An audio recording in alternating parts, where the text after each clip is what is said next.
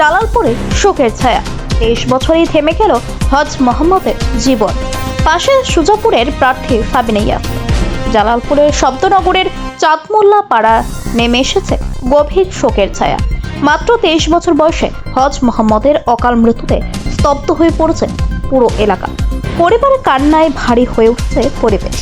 এই দুঃসময়ে শোকস্তব্ধ পরিবারের পাশে দাঁড়ালেন সুজাপুরের প্রার্থী সাবিনা ইয়াসমিন। তিনি পরিবারের প্রতি সমবেদনা জানিয়ে আশ্বাস দেন সবসময় তাদের পাশে থাকবেন।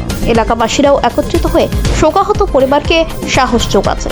দুঃখের এই মুহূর্তে মানবিকতার এই ছবি স্পষ্ট করে দিয়েছে তারা একা নয়, পাশে আছে পুরো সমাজ।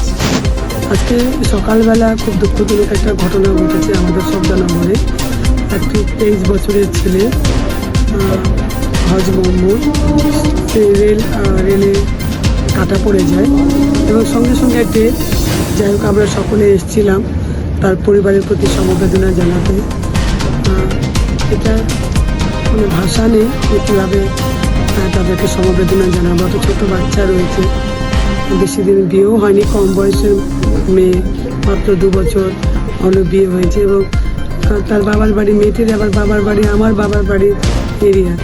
তো যাই হোক আমরা পরিবারের পাশে আছি, সাথে আছি। ফিউচারে কোনো অসুবিধা হলে আমরা সাথে থাকবো, পাশে থাকবো।